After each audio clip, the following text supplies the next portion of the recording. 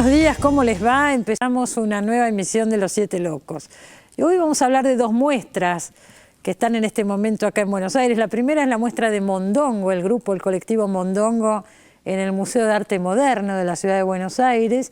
Y también hay una interesante muestra sobre la historia del trabajo en la Argentina en la Casa del Bicentenario. De esas dos muestras vamos a hablar durante el programa, pero vamos a empezar con un importante escritor argentino que acaba de reeditar una de sus novelas, en este caso, un policial. Ahí lo presentamos. Álvaro Abós nació en Buenos Aires en 1941. Es autor, entre otros títulos, de Criminal Tango, El crimen de Clorinda Zarracán y Al pie de la letra. Este año se publicó una reedición de su novela Restos Humanos. Restos Humanos se llama, la novela es del año 91, ahora se reeditó, recién me decía Álvaro y tiene razón, ¿no? Estos días que tanto se está hablando lamentablemente de este crimen de Ángeles y este asunto el caso que vos retratás en este libro fue en el año 55 y también dio que hablar a toda la sociedad. Sí, un crimen de época, como el de Ángeles Rawson, de la cual todo el mundo comentamos en estos días. Y cada tanto sucede algo así. Y yo el crimen que retraté en mi novela Restos Humanos, yo lo viví cuando era un chico. 13 años tenías, leí por ahí. Claro, aparecieron los restos de una mujer dispersos por los distintos lugares de Buenos Aires. Finalmente apareció la cabeza flotando en el riachuelo.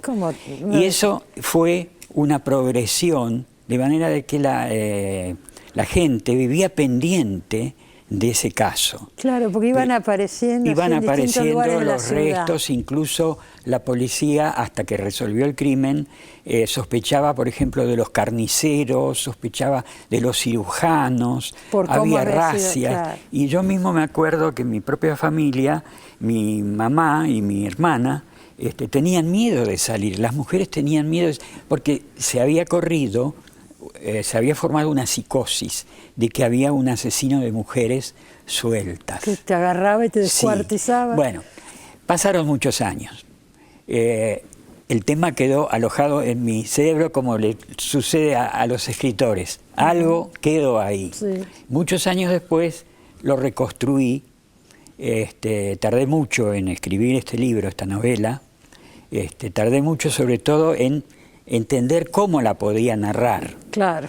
Porque llegué a acumular muchísima documentación. Primero hiciste toda la investigación. Hice una gran investigación que además coincidió con una época medio azarosa de mi vida, porque estaba escribiendo esto cuando yo me tuve que ir al exterior, me tuve que exiliar. En los 70. De manera que seguí escribiendo esta novela en España y finalmente la publiqué a mi regreso. Ajá. Claro, a principios de los 90 la publicaste. Sí, es un policial, es una novela policial, relata el crimen, relata la investigación y también aspiro, y siempre aspiré, y así ha sido leída por algunos lectores, ¿no? Que la han apoyado siempre. Sí, ha tenido muy buenas críticas. Muy buenas críticas, sí, ha tenido lectores fieles, que también refleja la época. Ajá. 1955. Claro, unos meses antes de... Claro, el último verano de Perón en el poder. De Perón en el poder, el verano donde se incubaba la tragedia. Aparentemente, en ese verano del 55 no pasaba nada en la Argentina, ¿no? Y mirá lo que estaba pasando. Pero se estaba incubando y este crimen, en el cual el protagonista es un tal Burgos, un hombre de clase media, ilustrado, un corredor de la librería Peuser, tenía una buena biblioteca, asesina a una chica que era sirvienta, que era su amante, ¿no? Entonces la sociedad se dividió, ¿no? Porque él alegó de que no la había matado, sino era preterintencional, o sea, que habían forcejeado, ella cayó sobre la bañadera, golpeó y murió. Eso es lo que contamos acá. No, eso es lo que contó Burgos.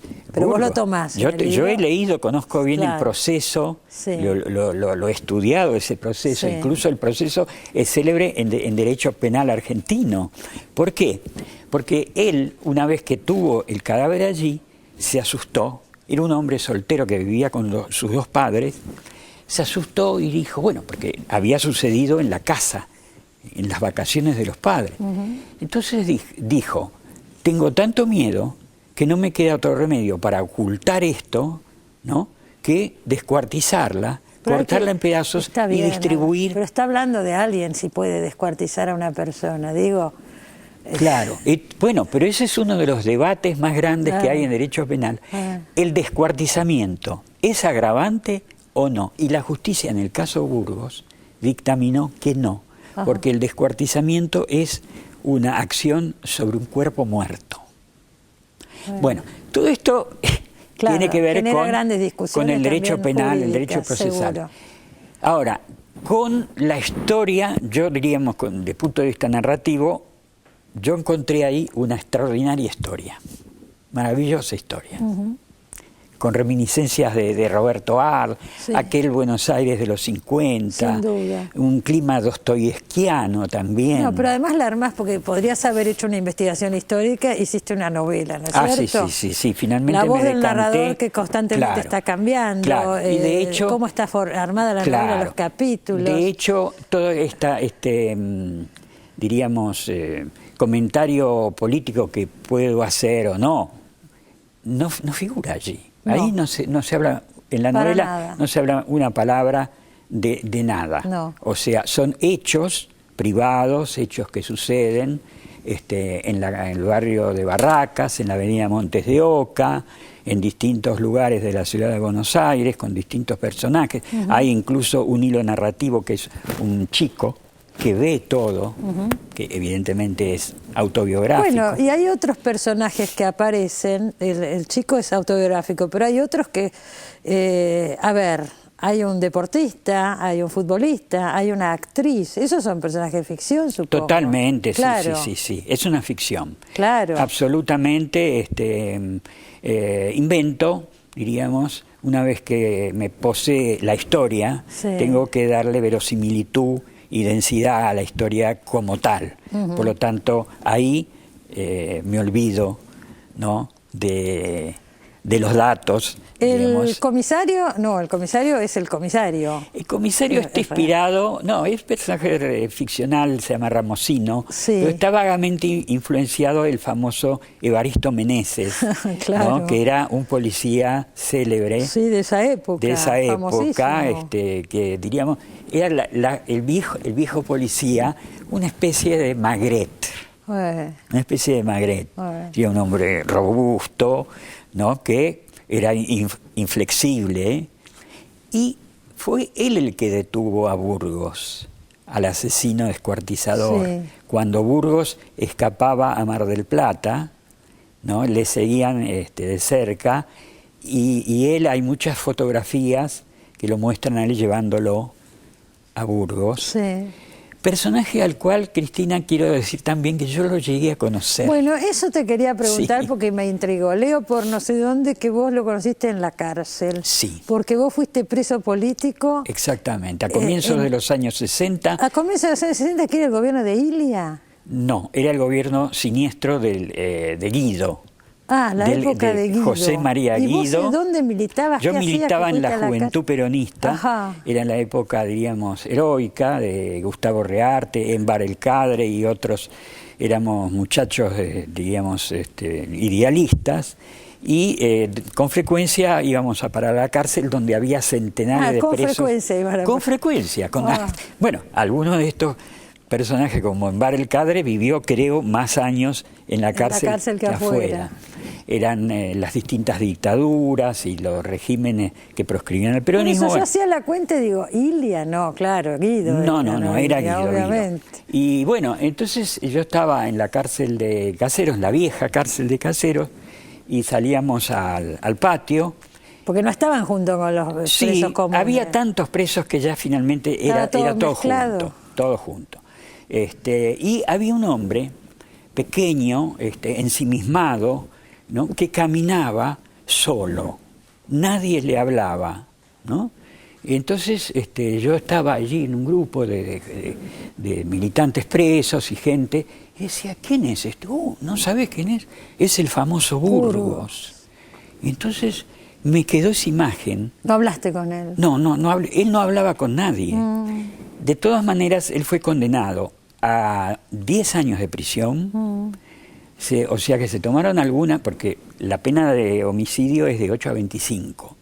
Le dieron 11, porque él alegó precisamente que el descuartizamiento no era un acto de crueldad. Y le aceptaron el argumento. De alguna manera, sí, su defensor consiguió. Bueno, luego salió en libertad, se convirtió en pastor protestante y hasta su muerte recorrió el país predicando. Es un, no falta nada, ¿no? Un fenómeno muy habitual en los asesinos, que se redimen. Vos es que me estaba acordando, Álvaro, escribiste El crimen de Clorinda Sarracán hace unos años ya. Sí. Pero después no has escrito demasiados casos policiales. Sí, escribí uno que se llama 5 balas para Augusto Bandor, que en realidad ha sido leído. Pero es otra cosa. Ha sido leído como novela política sobre el sindicalismo, pero en realidad es un policial. Es un policial porque es la narración. Con un elemento político mucho más marcado. En la muerte de Bandor. Claro. Es otra cosa. Sí, pero en el fondo no, porque es la muerte, es el misterio de una muerte. Y lo que decía Foucault, el crimen, decía Foucault, el crimen es mímesis de la historia. ¿Qué quiere decir? Es decir, el crimen es un espejo de la sociedad. Por eso estos asuntos de pronto nos implican, además suelen tener conexiones con lo político, con los momentos de época. Tenemos el caso de María Soledad, Martita Stutz. Bueno, yo soy un estudioso en especial, ¿no? Pero en los últimos años, tus últimos libros que has estado acá son más, qué sé yo, Macedonio, bueno, ¿no es cierto? Jules Solar, la biografía de Natalia Botana. Yo hice un ciclo de biografías, ¿no? Botana, Macedonio y Jules Solar, que lo he dejado ahí. La biografía es un género muy difícil y... Bueno, tenés el libro sobre Eichmann también, ¿no? Sobre Eichmann no es estrictamente una biografía, sino un estudio histórico sobre una parte de la vida de él. Pero luego estoy ahora más metido, y sí pienso seguir, en la narrativa policial, que es lo que más me gusta. ¿Es lo que más te gusta? Es Restos Humanos, es El crimen de Clorinda Sarracán, es Criminal Tango. Criminal Tango, que es la primera vez que narro un crimen hoy. Claro. Acepté el desafío de narrar la ciudad de hoy. Claro. Porque estos y todos mis libros son visiones de Buenos Aires. Bueno, pero es un tema, también has escrito la guía literaria de Buenos Aires, libro que va a quedar para siempre, porque es un libro realmente de consulta extraordinario. Gracias. Has hecho mucha investigación sobre los argentinos, sobre nosotros, sobre la ciudad, soy porteño, y soy un escritor de Buenos Aires. ¿Qué hiciste ahora con Roberto Alt, que me trajiste, que tengo ahí? Bueno, ha salido esto recién, es una primicia absoluta. Este es un libro que recoge las crónicas policiales que hacía Roberto Alt durante el año 1927 en el diario Crítica. Él trabajó primero en Crítica un año, después pasó al Mundo, donde comenzó a hacer sus aguafuertes, que los hizo hasta morir en el año 1942. Uno por día.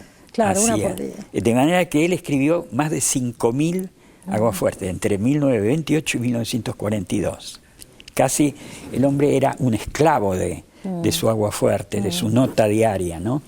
Pero bueno, acá lo que me interesó es, y en el prólogo y el trabajo que acompaña al libro, estudio la figura de Roberto Alt como cronista policial, que es una figura muy interesante y muy contemporánea. Claro. Porque el cronista de crímenes es hoy una figura, justamente el caso de Ángeles Rawson. Ahora, no es el perfil más conocido de Alt, digo, bueno, ¿no? Esta foto es un hallazgo, ¿no? Porque este es Roberto Alt y esta es una chica que quería suicidarse. Entonces llamó al diario y el diario le mandó un reportero, ¿no?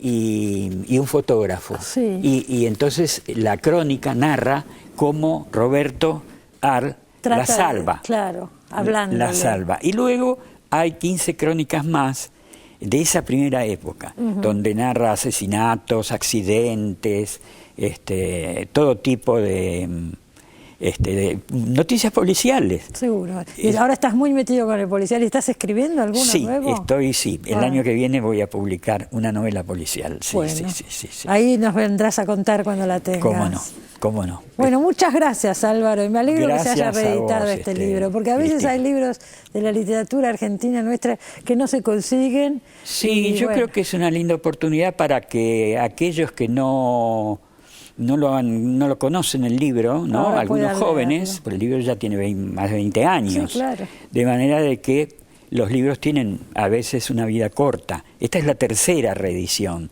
de manera que, bueno, es un libro que vive, que perduró. está vivo. Muchas gracias. Gracias. Nos vamos a un corte, ya volvemos, no se vayan.